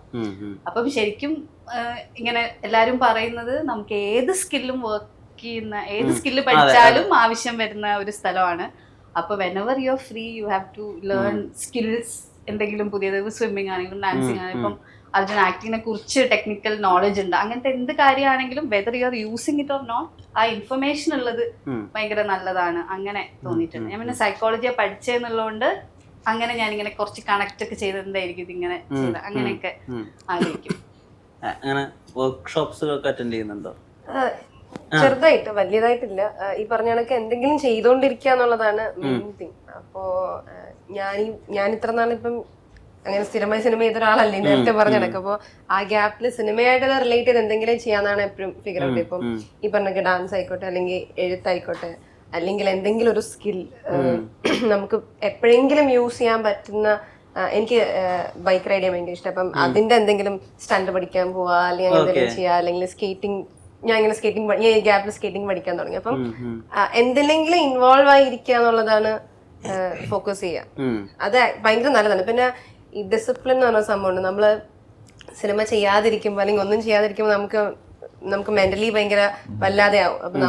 അപ്പൊ നമ്മൾ ചെയ്തുകൊണ്ട് ഫിസിക്കൽ ആക്ടിവിറ്റീസിൽ നമ്മൾ കുറച്ചിങ്ങനെ വലിയാൻ തുടങ്ങും. അപ്പൊ അത് എല്ലാവർക്കും ഉണ്ടാകും. അത് ചെയ്യാതിരിക്കുക എന്നുള്ളതാണ് ഒരു കാര്യം. എപ്പോഴെങ്കിലും വരും, നമ്മൾ ഇപ്പോഴേ പ്രിപ്പയർ ആയിക്കൊണ്ടിരിക്കുക എന്നുള്ളതാണ്. അപ്പൊ അതിനൊരു പവർ ഉണ്ടായിരിക്കാന്നേ ഉള്ളൂ മനസ്സിന്. അതിന്റെ ഒരു ഭാഗമായിട്ട് വന്നതാണോ ഇപ്പൊ റൈറ്റിംഗ് ഒക്കെ? അതായത് നമ്മൾ എൻഗേജ്ഡ് ആയിട്ട് ഇരിക്കണം, ഞാൻ എഴുതിക്കൊണ്ടിരിക്കാം. എനിക്ക് കഥ എഴുതാൻ ഇഷ്ടം. എനിക്ക് ബുക്ക് വായിക്കാനും ചെറിയ ചെറിയ കഥകൾ. എനിക്ക് സിനിമ പ്രോപ്പർ സ്ക്രീൻ പ്ലേ എഴുതാൻ എനിക്ക് അറിയില്ല, അത് അറിയാന്നുള്ള ഫൈമായിരുന്നു. അപ്പോൾ അങ്ങനെ ചുമ്മാ കഥകൾ എഴുതി എഴുതി എഴുതി ഓക്കെ നമുക്കിത് പറ്റും എന്ന് തോന്നിയത്. അതും ഇത്രയും സമയം ഉണ്ടായിരുന്നു, ഓൾമോസ്റ്റ് 2 ഇയറോളം ഞാനതിന് പിന്നിൽ നമ്മൾ നിന്നിട്ടുണ്ട് പ്രോപ്പർ അത് മാത്രമായിട്ട്. അപ്പോ എന്നാൽ നമുക്ക് ഇഷ്ടമുള്ള ഫീൽഡാണ് സിനിമ. അപ്പൊ അതുമായിട്ട് ജോയിൻ ചെയ്ത് പോവാൻ ഏറ്റവും ബെസ്റ്റ് എന്ന് തോന്നിയപ്പോൾ അതങ്ങനെ സംഭവിച്ച സംഭവമാണ്. കുറച്ച് വലുതായി പോയി. അല്ല, ടൈം ഭയങ്കര എടുക്കുന്ന സംഭവം. നമ്മള് ചില ആളുകളൊക്കെ വിചാരിക്കും എഴുതാനോ ഇവര് എഴുതിയല്ലോ അപ്പൊ നമുക്ക് എഴുതാനോന്ന് വിചാരിക്കും. ആദ്യം ഞാനും വിചാരിച്ചു അങ്ങനെ. ഇപ്പം കഥ എഴുതുന്നതാണൊക്കെ എളുപ്പമായിരിക്കും, പക്ഷെ സിനിമയുടെ ബാക്കിൽ എഴുതുന്നത് ഭയങ്കര ഡിഫറെന്റ് ആണ്. ഡ്രാഫ്റ്റുകൾ, റീഡ്രാഫ്റ്റുകൾ. എനിക്കൊന്ന് ലാസ്റ്റ് ഷൂട്ട് ചെയ്യുന്ന സമയം വരെ പോലും നമ്മൾ അതിന്റെ പിന്നില് ഇങ്ങനെ പണിതുകൊണ്ടിരിക്കും. ഞാൻ ബബുബയിലൊരു അത്യാവശ്യം 3-4+ ആയിട്ടുണ്ട്. 4 ഒക്കെ ഫസ്റ്റ് തൊട്ട് ഫ്രം സ്ക്രാച്ച് ഒക്കെ ആലോചിക്കുകയാണെങ്കിൽ 3-4 ഒക്കെ ആയിട്ടുണ്ട്. പിന്നെ എണ്ണീട്ടില്ല, അങ്ങനെ എഴുതാ വെട്ടി വെട്ടി വെട്ടി. ഇവരുടെ ബോബൽ സെറ്റിൽ പോയപ്പോഴേക്കും നമ്മൾ ഇത് കണ്ടപ്പോഴേക്കും ഇവരെ എഴുതി വെച്ചാൽ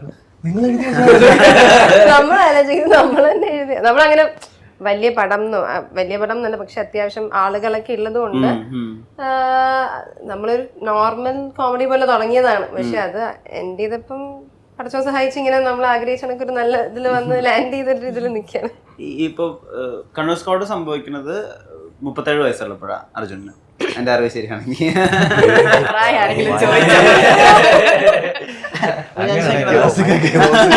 അവസരം കിട്ടില്ല. ഫെയിമിലേക്ക് അർജുന എത്തുന്നത് 37 വയസ്സില്ല. എപ്പോഴെങ്കിലും ആസ് ആൻ ആക്ടർ നിങ്ങക്ക് പ്രായം പോകുന്നുണ്ടല്ലോ, നമുക്കൊരു സാധനം ക്രാക്ക് ചെയ്യാൻ പറ്റും, അത് ആ ഇൻസെക്യൂരിറ്റി ഹിറ്റ് ചെയ്തിട്ടുണ്ടോ? ഇല്ല, അത് വർക്കില്ലാത്ത സമയം ഹിറ്റ് ചെയ്തിട്ടുണ്ട് 25 വയസ്സില്. പിന്നെ അത് കഴിഞ്ഞിട്ട് പോയി. Because then you accept the journey for what it is. ഇപ്പോ സിറ്റുവേഷൻ കുറച്ച് ഡിഫറെന്റ് അല്ലേ? I don't think ഇപ്പൊ പിന്നെ ആ പ്രഷേഴ്സും ഇല്ല. ബിക്കോസ് സിനിമ മാറി, സിനിമയുടെ മീൻസ് ഈ വെബ് സീരീസും സിനിമയുടെ ക്യാരക്ടേഴ്സ് എല്ലാം മാറി. സോ ആ ഏജിന്റെ പ്രഷർ ഇല്ല. ഐ ഫീൽ ഒരു സമയത്ത് അങ്ങനത്തെ പ്രഷറുകൾ ബാധിച്ചിട്ടില്ല. അയ്യോ, അതെ അതെ. നമുക്ക് ഞാൻ ഞങ്ങൾ പറയായിരുന്നു വർക്ക് ഉണ്ടാകുക എന്നുള്ളതാണ്. ഏത് റോൾ ചെയ്യാനാ താല്പര്യമെന്ന് നമ്മളോട് ചോദിച്ചപ്പോൾ നമുക്ക് റെലവെന്റ് ആയിട്ടിരിക്കുക എന്നുള്ളതാണ്. എനിക്ക് തോന്നിയിട്ടുണ്ട് ഫസ്റ്റ് കുറച്ചുകൂടി എളുപ്പമായിട്ട് എനിക്ക് തോന്നിയിട്ടുണ്ട്. സസ്റ്റെയിൻ ചെയ്യാനായിട്ട് എക്സ്ട്രീംലി ഡിഫിക്കൽട്ട് ആയിട്ട് തോന്നിയിട്ടുണ്ട്. പിന്നെ ഒരു പോയിന്റ് കഴിയുമ്പോഴേക്കും എനിക്ക് നമ്മൾ കുറച്ചുകൂടെ ഇതുമായിട്ടൊരു പീസിലെത്തും. പരിപാടി ഇങ്ങനെയാണ് മനസ്സിലാക്കും. അപ്പം നമ്മൾ അക്സെപ്റ്റ് ചെയ്യും. ആക്ടർ ആവാൻ ഏറ്റവും വേണ്ട ക്വാളിറ്റി ക്ഷമയാണോ? അപ്പൊ ഒരു നേരത്തെ പ്രിപ്പയർ ആക്ടേഴ്സിനെ പറ്റി ചോദിച്ചപ്പോ രഞ്ജിത്ത് ഇതിനകത്ത് അഭിനയിച്ച ആർസൻ എന്നോട് പറഞ്ഞൊരു ഭയങ്കര രസമുള്ള ഒരു കാര്യമുണ്ട്. ആക്ടേഴ്സ് എന്ന് പറയുന്ന ഒരു ആംബുലൻസ് പോലെ ആയിരിക്കണം എന്ന് പറഞ്ഞിട്ടുണ്ട്. അതായത് ആർസൻ പറഞ്ഞത് ആക്ടേഴ്സ് എന്ന് പറഞ്ഞാൽ ആംബുലൻസ് പോലെ. പക്ഷെ എനിക്ക് ഭയങ്കര ഇൻട്രസ്റ്റിംഗ് ആയിട്ട് തോന്നുന്നത് ആംബുലൻസ് പോലെ ആയിരിക്കണം. കാരണം ഓട്ടോ ഇല്ലാത്തപ്പോഴും ആംബുലൻസ് സ്പീഡിലേ പോകത്തുള്ളൂ. അതായത് പ്രിപ്പയർ ചെയ്ത് ഇത് എപ്പോഴും ഇരിക്കത്തുള്ളൂ. പക്ഷെ അത് ഭയങ്കര ഇൻട്രസ്റ്റിംഗ് ആണ്. നമുക്കത് കാരണം ഇപ്പൊ ഞാനൊക്കെ ഒരു അപ്കമിങ് സ്റ്റേജ് ആയതുകൊണ്ട് നമ്മളൊക്കെ വിളിക്കുന്നത് ചിലപ്പോൾ തലേദിവസമോ ഇങ്ങനെ ഒരു പ്രിപ്പറേഷൻ ഉള്ള ഒരു ഗ്യാപ്പോ അങ്ങനെയുള്ളൊരു അതിനുള്ളൊരു പ്രിവിലേജ് കിട്ടത്തില്ല നമുക്ക് മോസ്റ്റ്ലി. അപ്പൊ നമ്മൾ അതിന് വേണ്ടിയിട്ട് അങ്ങനെ വന്നു കഴിഞ്ഞാൽ പതറാതെ പെട്ടെന്ന് ഒരു സാധനം പറയാനും ഒക്കെ നമ്മൾ പ്രിപ്പയർഡ് ആയിട്ടിരിക്കണം. ഞാൻ ഇത്ര നാളും ചെയ്തില്ല അങ്ങനെ പോയി നിൽക്കാനായിട്ടുള്ളൊരു സ്റ്റേജിലല്ലല്ലോ നമ്മളിപ്പം. നമ്മൾ പ്രിപ്പയർഡ് ആയിട്ട് ഇരിക്കുന്നത് കുറച്ചുകൂടെ ബെറ്റർ ആയിട്ട് എനിക്ക് തോന്നിയിട്ടുണ്ട്. ഈ ആക്ടർ എന്നുള്ള രീതിയിൽ ഈ ഒരു ലൈഫ് ഉണ്ടല്ലോ, അതായത് ഈ പറഞ്ഞ ഭയങ്കര ഇൻസെക്യൂരിറ്റീസ് ഉണ്ട് ഇതിനകത്ത്. ഐ മീൻ ഇൻസെക്യൂരിറ്റീസ് എന്ന് പറയാൻ പറ്റില്ല, കുറച്ചുകൂടി റിസ്ക് ആ. നമുക്കൊരു കാര്യത്തിന് ഒരു അഷ്വറൻസ് ഒന്നും പറയാൻ പറ്റില്ല. നമ്മളെപ്പോ വേണമെങ്കിൽ ഇറലവന്റ് ആവാം. ചിലപ്പോ ഇപ്പൊ നമ്മുടെ ആക്ടിങ് കഴിഞ്ഞ പടത്തില് ഓവർ ആയിരിക്കും, അല്ല കഴിഞ്ഞ പടത്തിൽ ഓക്കെ ആയിരിക്കും, ഈ അടുത്ത പടത്തിൽ അത് ഓവർ ആക്ടിങ് ആന്ന് പറയും ആളുകൾ. കാലത്തിന് ശേഷം ഒരു കൾട്ടുള്ളത് പിന്നെ അത് വേറെ രീതിയിൽ ആളുകൾ പറയും. സോ ഇത് ചൂസ് ചെയ്യുമ്പോൾ ഇതിന്റെ പ്രശ്നങ്ങളൊക്കെ ആലോചിക്കാറുണ്ടോ ആസ് എ കരിയർ ആക്ടർ എന്നുള്ളത്? ഇല്ല, എന്തെങ്കിലും ഒരു എക്സൈറ്റ്മെന്റ് ഫാക്ടർ ഉണ്ടോ എന്നുള്ളതാണ് ഞാൻ പൊതുവെ ചൂസ് ചെയ്യുമ്പോൾ ആലോചിക്കുക. അതായത് അതിലൊന്നും എക്സൈറ്റിംഗ് അല്ല, എൻ്റെ ക്യാരക്ടർ എക്സൈറ്റിംഗ് അല്ല, ടീം എക്സൈറ്റിംഗ് അല്ല, കഥ കേട്ടിട്ട് നമുക്കൊന്നും കണക്ട് ചെയ്യാൻ പറ്റും, അങ്ങനെയാണെങ്കിൽ പിന്നെ അതിൽ വർക്ക് ചെയ്യുന്നതിൽ കാര്യമില്ല. പക്ഷെ എന്തെങ്കിലും ഒരു എക്സൈറ്റ്മെന്റ് ഫാക്ടർ ഉണ്ടെങ്കിൽ I use to choose because you don't have a lot of options. നമുക്ക് വരുന്നതിൽ നിന്ന് അങ്ങനെയാണ് ഞാൻ ചൂസ് ചെയ്യുക. ഒന്നും വർക്ക് ചെയ്തില്ലെങ്കിൽ എനിക്ക് തന്നെ തോന്നും ദാറ്റ് ഞാൻ അതിന് വേണ്ട അത്രയും ഇമ്പോർട്ടൻസ് കൊടുക്കുന്നില്ല. വേറൊരാൾക്ക് ചിലപ്പോൾ കുറച്ചും കൂടെ ജെന്യൂൻ ആയിട്ട് അത് ചെയ്യാൻ പറ്റും, ആൾക്കത് കുറച്ചും കൂടെ എന്തെങ്കിലും തരത്തിൽ വർക്കായ. അപ്പൊ അതിൽ നിന്ന് മാത്രം ഞാൻ മാറി നിൽക്കും, ഞാനൊരു നെഗറ്റീവ് എനർജിയും കൊണ്ട് പോണ്ടെന്ന് വിചാരിച്ചിട്ട്. അതർവൈസ് ഇത് പിന്നെ ആൾക്കാർ സംസാരിക്കുന്നത് അതായത് ജോലി, like you know they will keep on say things. അപ്പോൾ അത് എഫക്ട് ചെയ്യും, ഓഫ് കോഴ്സ് എഫക്ട് ചെയ്യും. പക്ഷെ അത് വല്ലാതെ എഫക്ട് ചെയ്യാതെ നോക്കുക എന്നുള്ളത് നമ്മളിൽ എടുക്കേണ്ട പണിയാ. അല്ലാതെ നമുക്കിപ്പം ഒരാൾ പറയണ്ട എന്ന് നമുക്ക് പറയാൻ പറ്റില്ല, ഒരാൾ പറഞ്ഞാൽ തൊട്ട് എഫക്ട് ചെയ്തതെന്ന് നമുക്ക് പറയാൻ പറ്റില്ല. ഞാനൊക്കെ വളരെ സെൻസിറ്റീവ് ആയിട്ടുള്ള മനുഷ്യനാണ്, ഭയങ്കര സെൻസിറ്റിവിറ്റി ക്രിറ്റിസിസം ആണ്, ഭയങ്കര എനിക്ക് അപ്രൈസലും. ഞാനിങ്ങനെ ഡയറക്ടറുടെ മുഖം നോക്കും, ഒരു ചെറിയ തെളിച്ചാണ് ഓക്കെ ഫൈൻ, അങ്ങനെ വർക്ക് ചെയ്യുന്ന ഒരാൾ. അങ്ങനെ മോണിറ്ററിൽ പോയി നോക്കാൻ അങ്ങനെ സ്വഭാവം ഇല്ല. ലൈക്ക് എന്റെ ഏത് ആംഗിൾ ആണ് നല്ലത്, എനിക്ക് എന്നോട് ചോദിക്കും ഫോട്ടോഗ്രാഫേഴ്സ് ഏത് സൈഡാ, I don't have a side, അങ്ങനത്തെ ആളാണ് ഞാൻ. അപ്പോ ഞാൻ ഇങ്ങനെയൊക്കെ ആണെങ്കിലും ഇത് വല്ലാതെ ഉള്ളിൽ പോയി ഉള്ള സെൽഫ് ഡൗട്ടിന് കൂടെ പ്രശ്നം ഉണ്ടാക്കാതിരിക്കാൻ വേണ്ടി നമ്മൾ പണിയെടുക്കണം എന്നുള്ളതാണ്. എന്താണോ ഹീൽ ചെയ്യാൻ ചെയ്യേണ്ടത് അത് ചെയ്യണം, എന്താണോ കുറച്ചും കൂടെ നമ്മൾ ഒരു ഷീൽഡാക്കി വെക്കാൻ നമുക്ക് പറ്റുക അത് ചെയ്യണം, എങ്ങനെ കോൺഫിഡൻസ് ഒക്കെ ദിവസവും വർക്ക് ചെയ്യണം. ഞാൻ അതേപോലെ എനിക്ക് തോന്നുന്നു വോയിസ് ഒക്കെ അനിൽ കപൂറിന് 17 വയസ്സായിട്ടില്ല, മൂപ്പർ ഇപ്പോഴും രാവിലെ 1 മണിക്കൂർ വോയിസ് ട്രെയിനിങ് ഒക്കെ ചെയ്യും പറയാം. അപ്പൊ കേൾക്കുന്നത് ഓ മൈ ഗോഡ്, അങ്ങനെ കുറെ നമ്മൾ പ്രിസർവ് ചെയ്ത് വെക്കണം. നമുക്ക് we have to age gracefully എന്ന് പറഞ്ഞാലും അങ്ങനെ അങ്ങ് ഏജിന് വിട്ടുകൊടുക്കാനും പറ്റില്ല. We have to just you know like have a hold, അങ്ങനെയും വേണം. ഡിഫിക്കൽട്ട് ആണ്, ബട്ട് സ്റ്റിൽ ഇത് തരുന്ന ഒരു എക്സൈറ്റ്മെന്റ് കാരണം ആ ഡിഫിക്കൽട്ടി എല്ലാം നമ്മൾ മറന്നു പോകും. ഇപ്പോ ഇൻഫ്ലുവൻസേഴ്സ് സിനിമകൾ ഒരുപാട് ചെയ്യുന്നുണ്ട്. ഇൻഫ്ലുവൻസേഴ്സിനെ സിനിമയിലേക്ക് ഒരു മെയിൻ ക്യാരക്ടറൊക്കെ ആയിട്ട് ഫസ്റ്റ് പടത്തിൽ തന്നെ കാസ്റ്റ് ചെയ്യുന്നുണ്ട്.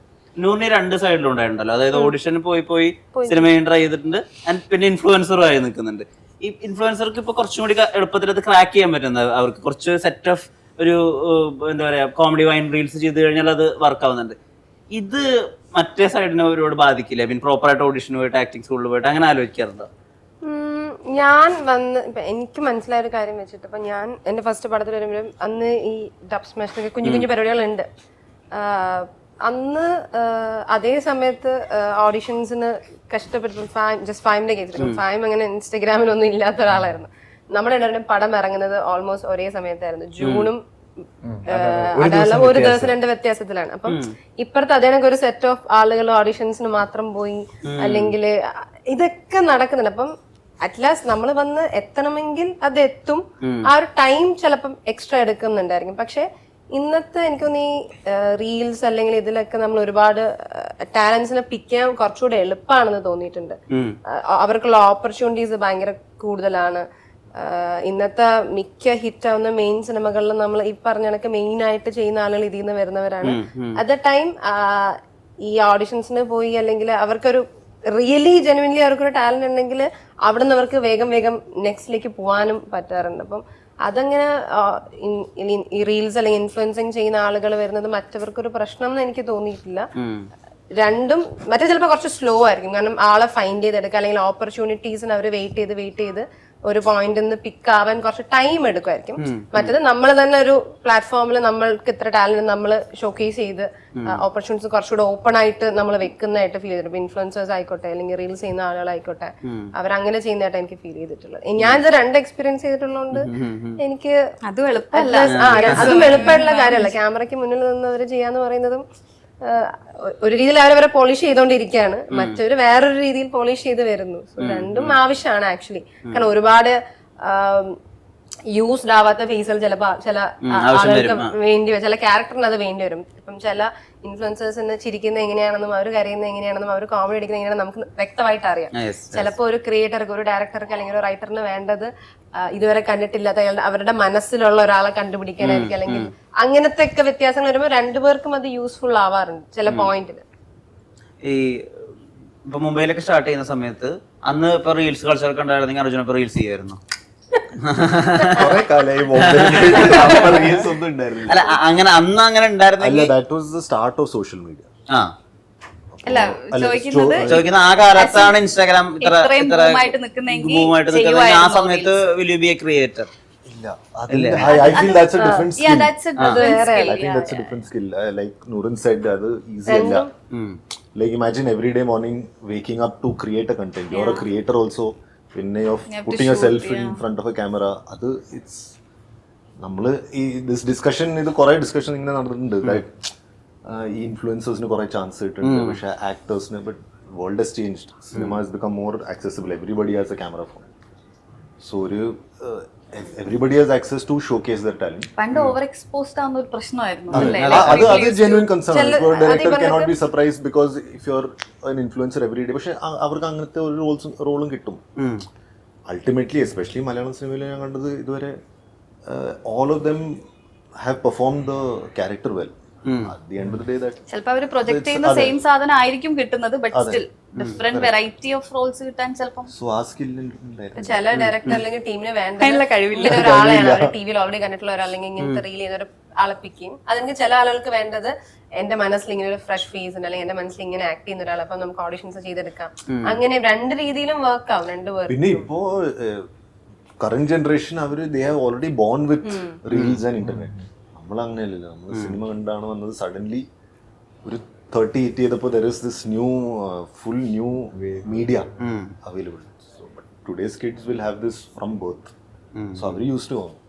ഇപ്പം ഒരു ആക്ടർ ഒരു ഡയലോഗിൻ്റെ ഇടയിൽ കൊടുക്കേണ്ട പോസ് അല്ലെങ്കിൽ ചെയ്യേണ്ട ഒരു ആക്ടിവിറ്റി, അത് നിങ്ങൾ ഏതെങ്കിലും ഒരു പണ്ടത്തെ ഒരു പടത്തിൽ നിന്നോ അല്ലെങ്കിൽ ഒരു ആക്ടർ പെർഫോം ചെയ്തതോ ഇൻസ്പയർ ചെയ്തിട്ട് നിങ്ങളുടെ ആക്ടിങ്ങിലേക്ക് കൊണ്ടുവരാൻ ആഗ്രഹിക്കാറുണ്ടോ, ശ്രമിക്കാറുണ്ടോ? നമ്മൾ പറഞ്ഞു നോക്കാറുണ്ട്. ചില ഡയലോഗ് ഇവരെങ്ങനെ, ഇവരുടെ പ്രോസസ് എങ്ങനെയാ. ഇപ്പൊ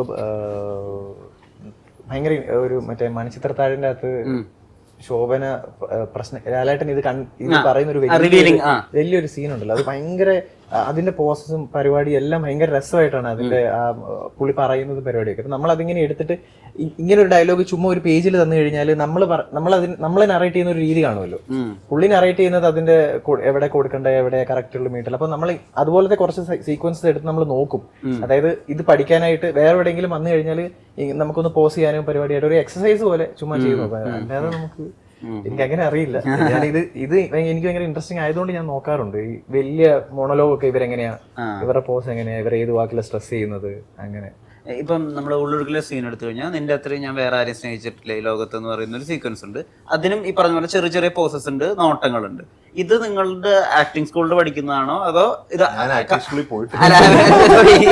ഈ തിയേറ്ററൊക്കെ ചെയ്തിട്ട് അവിടെ പഠിക്കണതാണോ അതോ അതോ എക്സ്പീരിയൻസ് ചെയ്ത് വരുന്നതാണോ? അല്ല, see the thing with me is that I have not grown up here. So എൻ്റെ ലാംഗ്വേജ് സ്കിൽസും is very borrowed. അപ്പോൾ with each film my understanding of the language has changed. Okay. അപ്പോൾ ഇപ്പോൾ സേ ഉള്ളൊഴുക്കോ കണ്ണൂർ സ്ക്വാഡോ അപ്പോൾ director ഒരു direction തരുമ്പോൾ maybe I'm taking the wrong pause or stressing on the wrong word. അത് with time it will change. So I am also discovering the language. So ഞാനിത് എന്താ already fix ചെയ്തിട്ട് പറയണതല്ല. I just do it the way I feel is natural to me. പിന്നെ like I said Bahul ഇത് actually very കൃത്യമായിട്ട് പറയും, ഇത് ഈ പോസ് എടുത്തത് maybe it does not work. ഞാൻ ഡയലോഗിന്റെ കാര്യം വേണ്ട. ഇപ്പൊ ഒരു സീൻ എടുക്കാന്ന് വിചാരിച്ചോ, ഒരു സീനിൽ ഇങ്ങനെ ആക്ട് ചെയ്യണം. അപ്പൊ രണ്ട് രീതി ഉണ്ടല്ലോ. ഒന്ന് നമ്മൾ പ്ലാൻ ചെയ്തിട്ട് ചെയ്യുന്ന ആളുകളുണ്ട്. അതായത് ഞാൻ ഇന്ന സ്ഥലത്ത് ഇന്ന റിഹേഴ്സ് ചെയ്തിട്ട് ഞാൻ ഇന്ന പ്രോപ്പർട്ടി എടുത്തിട്ട് ഇന്ന ആളുടെ മുഖത്ത് നോക്കിയിട്ട് അങ്ങനെ ഉണ്ട്. അപ്പുറത്ത് ഒട്ടും പ്രിപ്പയർ ചെയ്ത ഫോർ ഇൻസ്റ്റൻസ് ലാൽ സാർ അദ്ദേഹം അങ്ങനെ പ്രിപ്പയർ ഒന്നും ചെയ്യുന്നില്ല നമ്മൾ കേട്ടിട്ടില്ല. അതായത് ആ സീനിനെ അങ്ങ് ഡെലിവറി ചെയ്യാണ്, ക്യാമറ അദ്ദേഹത്തെ ക്യാപ്ചർ ചെയ്യുന്നു എന്നൊക്കെയാണ് നമ്മൾ മനസ്സിലാക്കിയിട്ടുള്ളത്. സോ കണ്ണൂർ സ്ക്വാഡിൽ ഇപ്പൊ എന്തുകൊണ്ടാണ് ഇവരൊക്കെ കൊന്നത്, എന്തുകൊണ്ടാണ് ഞാൻ ആ കുട്ടിയെ റേപ്പ് ചെയ്തതെന്ന് പറയുന്ന ഒരു സീനുണ്ട്. ഭയങ്കര ഡെവിലിഷ് ആയിട്ടുള്ള ഒരു സീനുണ്ട് ഈ നറേറ്റഡ് ടു മമ്മൂക്ക. അതിനപ്പം എങ്ങനെയായിരിക്കും അത് ഒരു പ്ലാൻ ഉണ്ടാവും ഉള്ളില്? So this was a learning for me. ഞാൻ ബിക്കോസ് ആ സീൻ ഒന്ന് മമ്മൂക്കയുടെ കൂടെ ആയിരുന്നു. അപ്പം I prepared a lot for that scene. അല്ലെങ്കിൽ I would not have prepared. അതൊരു പേടിയുണ്ട്, നെർവസ്നെസ് ഉണ്ട്. It's a lesson also because somewhere I felt ഞാൻ കുറച്ച് അധികം നെർവസ് ആയി ഒരു 4-5 ദിവസം അത് പ്രിപ്പയർ ചെയ്തു, വിച്ച് വാസ് നോട്ട് റിക്വയർഡ്. പിന്നെ ഈ പ്രിപ്പറേഷൻ എന്ന് പറഞ്ഞത് ചിലപ്പോൾ നമ്മൾ പ്രിപ്പയർ ചെയ്തിട്ട് പോകുമ്പോൾ cameraman will say that this does not work. അപ്പോൾ ആ സമയത്ത് we should be able to നമ്മൾ ഇത്രയും ഫിക്സ് ചെയ്ത് പോകുമ്പോൾ ചിലപ്പോൾ we get stuck. So prepare to a point where ഇപ്പോൾ circumstances demand for you to change it, you should be able to change it. ഇങ്ങനെയൊക്കെ പറയുന്ന ബിക്കോസ് അൾട്ടിമേറ്റ്ലി സിനിമ എന്ന് പറയുന്നത് ഇത് നാടകമല്ലല്ലോ. It depends ultimately it's what your shoot, what scene construct either what the cameraman is deciding, what the writer is deciding, what the director is deciding, then comes actor's job. So നമുക്ക് അങ്ങനെ fix ചെയ്ത് പോകുന്നു പറഞ്ഞാൽ it can be A problem. ഇങ്ങനെയൊക്കെ പറയുന്ന situations ഉണ്ടോ? ഈ character ഇങ്ങനെ പറയില്ല, എനിക്ക് മനസ്സിലായതോടത്തോളം. അത് പണ്ടുണ്ടായിരുന്നു. ആരോ എന്നോട് വന്ന് പറഞ്ഞു my character he will say. അപ്പോൾ അങ്ങനെ അങ്ങനെ ഉണ്ടോ ഈ ക്യാരക്ടർ ഇങ്ങനെ പറയില്ല, ഒരു ക്രിയേറ്റീവ് കോൺഫ്ലിക്റ്റ് അങ്ങനെ ഡിസ്കഷൻ ഡിസ്കഷൻ ചെയ്യാം. ഡിസ്കഷൻ ചെയ്യാം. എനിക്ക് അഹമ്മദിക്കയുടെ കാര്യം എനിക്ക് പറയാൻ പറ്റുന്നത്, ഞാൻ കൂടുതൽ വർക്ക് ചെയ്തേക്കുന്ന അഹമ്മദിക്കയുടെ ആയതുകൊണ്ട് അത് ഫസ്റ്റ് ഫിലിം തൊട്ട് പറയാനായിട്ടുള്ള ഒരു സ്പേസ് ഉണ്ട്.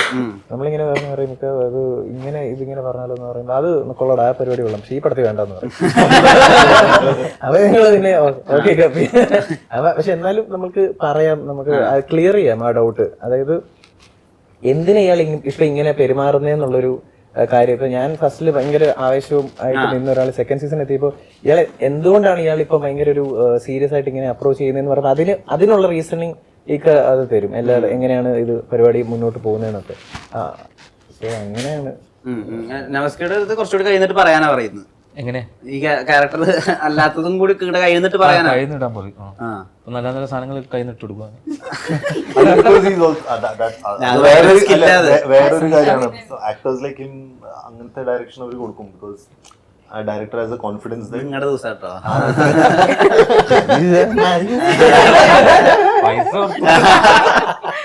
ഗൂഗിൾ പേ ക്രെഡിറ്റ് ആയിട്ടുണ്ട്. ഞാൻ ചില പടങ്ങളൊക്കെ വരുമ്പോ സഞ്ജുവിന്റെ ജൂൺ എന്ന പടമൊക്കെ എടുത്ത് കാണും. സഞ്ജുവിന്റെ അഭിനയം അല്ല ഇങ്ങനെയൊന്നും അഭിനയിക്കരുത്. ഈ അഭിലാഷം കഴിഞ്ഞപ്പോഴേ എല്ലാവരും പറഞ്ഞു നവാസ് നീ പടം എടുക്കും വളരെ ശ്രദ്ധിക്കണം, അങ്ങനെ ആക്കണം ഇങ്ങനെ ആക്കണം എന്നൊക്കെ പറഞ്ഞിട്ട് പിന്നെ വിളിച്ച പടത്തിനൊന്നും ഞാൻ പോയില്ല. അങ്ങനെ ഒരു തിയറി ഉണ്ട് നമസ്കാരം. അതായത് നമ്മളെ ആസ് എൻ ആക്ടർ ആരാന്ന് തീരുമാനിക്കണം, നമ്മൾ നോ പറയുന്ന പടങ്ങളോട് കൂടിയിട്ടാണെന്നും പറയുന്ന ഒരു സാധനം. പക്ഷെ ബാങ്കുകാർ ഇത് കേൾക്കൂല, ലോണും കാര്യങ്ങളൊക്കെ ഉള്ളതല്ലേ. അതന്നെ. അപ്പൊ നല്ലതുമാണ്. പക്ഷെ നമുക്ക് പിന്നെ വീട്ടിലിരിക്കുമ്പോഴേ ടെൻഷൻ കയറും. ഇനി ആരും വിളിക്കൂല. എന്താ വെച്ചാല് ഈ വിളിക്കുന്ന കൺട്രോളർമാരേക്കും ആദ്യം മുന്നേ ചെയ്തിട്ടുണ്ടാവും പടം. അപ്പൊ അവര് ചോദിക്കും ഇതെന്താ ഇനിയിപ്പൊ ഒരു പടം ഇറങ്ങിയപ്പോ ഇങ്ങനെ ഭയങ്കര ജാടായെന്നൊക്കെ ചോദിക്കും. അപ്പൊ 2-3 പടം ഇവനൊക്കെ എന്നെ ടോപ്പാക്കി. നമസ്കാരം ഇനി പടം ചെയ്യണം. ഞാനങ്ങനെ പറഞ്ഞിട്ടില്ല. 2 മാസം സപ്പോർട്ട്. 2 മാസം കൂടെ തന്നെ വിളിക്കും. 2 മാസമായിട്ട് വീട്ടിലോ കേട്ടോ ഒന്നും ആയിട്ടില്ലാന്ന് പറഞ്ഞിട്ട്. ഇതിലിപ്പോ 2 ടീമുണ്ടല്ലോ, അർജുന്റെ ടീമുണ്ട് നിങ്ങളുടെ ടീമുണ്ട്. ആരാ മെയിൻ? മെയിൻ അർജുൻ. രണ്ട് ടീമായിട്ട് തന്നെ ഉണ്ടല്ലോ. അല്ല സീസൺ 2 ഇവരെ കൂടാൻ സീസൺ 2 ശരിക്കും നോബിളിന്റെ കേസ്. നമ്മള് ഹെൽപ്പ് ചെയ്യുന്നു. നായകന്റെ കൂടെയാണ്. നായകന്റെ കൂടെ ഈ ഫസ്റ്റ് സീസണില് അതിന്റെ ഒരു അനൗൺസ്മെന്റ് പോലെ ഒക്കെ ഉണ്ടായിരുന്ന ദിവസം ഒരു വയർലെസ്സും ഒരു പോലീസ് സ്റ്റേഷനൊക്കെയാണ്. ഇതിന്റെ പോസ്റ്റേഴ്സിലൊക്കെ ഉള്ളത് സ്റ്റേഡിയം ഒക്കെയാണ്. അപ്പൊ കുറച്ചുകൂടി വലുതാണോ സീസൺ 2? അതിന്റെ ക്യാൻവാസ് വലുതാ. നമ്മള് ഷൂട്ട് ചെയ്ത ലൊക്കേഷൻസിൽ ആ ലൊക്കേഷന്റെ പേരെന്താ? നമ്മള്